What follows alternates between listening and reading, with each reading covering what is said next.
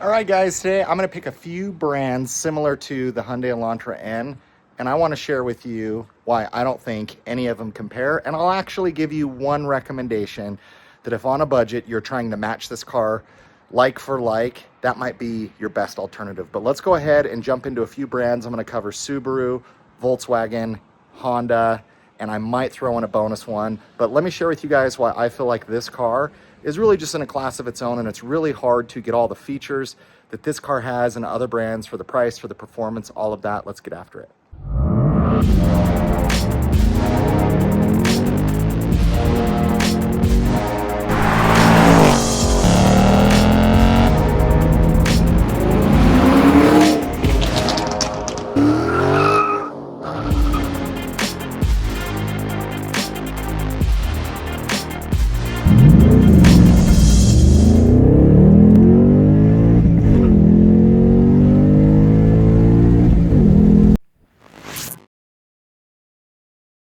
All right, so the Hyundai Elantra N, I'm not going to cover every single detail and thing that it has, but it has a manual transmission. That's one of the most important things. It has an upgraded Bose stereo system. It has ambient lighting. You have a rear seat. It's got sport modes, track modes. You can adjust suspension. You can adjust exhaust. You can adjust rev matching. Rev matching is another thing that's unique. So I'm not going to cover every little single detail or thing that this car has, but I want to jump over to some of the other brands and just show you, for the value and what you're getting for this car, it is really, really hard to get something different. So let's first go ahead and jump in with the Subaru WRX. Now, Subaru this year is struggling to sell their WRX. They got rid of their base model, and I'll throw some pictures up on the screen and show you guys what that car starts out at. So just without getting where they got rid of the base trim model, their first trim level is the premium model. Now, the premium model doesn't have ambient lighting. Yes, you can get it with a manual transmission. It has 271 horsepower, so fairly similar. It does have all-wheel drive, so that's something it has that this doesn't have. So that might be your driving factor. And if it is, stop watching this video at this point in time and just go on, because if you need all-wheel drive, then this is all a moot point. But at the premium level, don't quote me on this and look at the screen, but it's around $38,000 with delivery, $38,000, $39,000. And if you package in the Harman Kardon sound system, which I actually recommend, it's actually a really good sound system. It's actually better than the Hyundai Elantra N. You're at $40,000. $40,000 for that car. No ambient lighting, no drive modes, no suspension modes, no active exhaust, no rev matching. I mean, we could go on and on and on, but you're already at $40,000. In order to get drive modes and other stuff, you're going to have to bump up all the way to $46,000, and the horsepower is the exact same. So where this is at $35,000, has more features, more functionality. That's why I just think Subaru WRX is fine, but I really think Subaru messed up getting rid of their base trim model. I really think they need to add a little more horsepower to that car, and it's got a good foundation. I think the FA24 motor is actually going to be pretty solid from what I've seen. It responds to tuning really well. The transmission will be kind of the weak point, but if they found a way to do the STI transmission in that, give it some more power, that car really, you can tap into a lot with it. Let's go on over to Volkswagen. So Volkswagen now, you cannot get a GTI or a Golf R in a manual transmission if you're buying it new. GTIs are probably, I think, most reasonably compare to this car in terms of price, in terms of feature functionality and everything.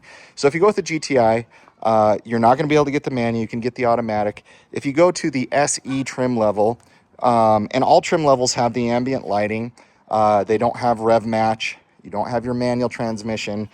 When you go to the SE model, you can get the Harman Kardon sound system, which in my opinion, it's better in the Subaru than it is in the Volkswagen.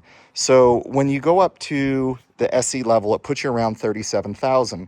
Now with the GTI, you're going to be around 240 horsepower. So you're almost 30 horsepower less than this. You have less livable space in your back seat for your passengers, but you do have a hatch, so that is definitely nice. And Volkswagen punches well above its weight. What I will say is this car is more track focused than a GTI.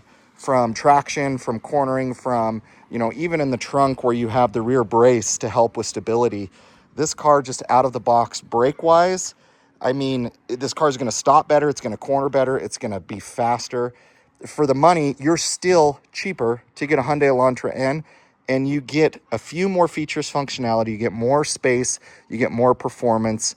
And overall, in my opinion, a more track-ready, more performance-ready type car. Now, let's go on over to Honda. I think the Honda Civic Type R is really the battle with this car, but that we can include because of the price tag at 46, 47,000. If you're not able to get it for MSRP and you're paying markups, that just makes that car absurd, and it's really hard to go ahead and be able to just pull the trigger and do that. So what I will say is the Honda Civic Si is not a horrible alternative. Has a manual transmission. You will get the industry's best manual transmission. Honda makes it. It is. Now, I will say the shifter in this is better than in the WRX and then the GTI. WRX, in my opinion, is better than the GTI. GTI, it's very rubbery. I think they've made it better. But the Honda Civic Si, the shifter is just phenomenal. They've now included some of the features that Canada used to get, I believe, like heated seats and a couple other things in it. But, you know, you're not going to get a lot of the, you know, creature comforts. Like, I don't believe it has ambient lighting in there. I believe that's the Bose sound system. I haven't heard it, so I can't tell you it's better than this Bose. I will say the stereo in this car is lacking some. Now, the Honda Civic Si start around $30,000. They're 200 horsepower and roughly about 190-ish, 200 pound-feet of torque. So it's definitely down on performance. This car will eat an Si for lunch. But you are coming in under value and kind of finding that balance. And, you know, very similar, built, you know, somewhat for the track, you could argue. You're going to get better miles per gallon in the Civic Si than you will in the Hyundai Elantra N, because that's a 1.5-liter turbocharged car. You are going to have, obviously, your back seat and your trunk space, and you're going to have just as much space, if not more. I think braking capability is better on the Hyundai Elantra N. I think just some of the aerodynamics and cooling and stuff, I don't know how reliable that 1.5-liter turbocharged engine is, to be honest, especially if you're going to tune it. I would probably more than likely tune this car over I would a 1.5-liter Honda Civic Si that's already kind of pushed to the max. So I haven't had a chance to drive a Honda Civic Si, so I can't really compare. I've seen a lot of videos. I've sat in one. I've looked at them. You also could throw in the Acura Integra in the mix, but that's really not getting more performance and more luxury, and you're at the high 30s at that point in time. So this brings me to my final point of the car that I actually think you should consider if you can't get over the Hyundai brand, if you don't want to go down this road, and that is actually the Volkswagen GLI. And in the Volkswagen GLI, you can still get it in a manual transmission. It has the same motor that is in the GTI. I believe it's only around 220, 230 horsepower. And then, you know, around 250, 260 torque. So it's not going to be as fast. It's a little bit cheaper. I think it's around the 33, 35. But you're going to feel like that car is a little bit more luxurious. It's not going to be as aggressive as the styling on this car, but it will have more of that leather seats, ventilated seats, which this doesn't have. You'll obviously have ambient lighting. You'll have Harman Kardon sound system, all of that. That comes pretty much with everything around the 33 price range. So sacrificing a little bit of performance, maybe you don't like the looks of this as much. Maybe you like more of kind of the Volkswagen look. I actually think that is probably the best route to go if you're wanting to stay, you know, still performance-wise, you know, because the Honda Civic Si doesn't quite live up to it. The WRX is just overpriced for what you get, but if you need all-wheel drive, I understand it.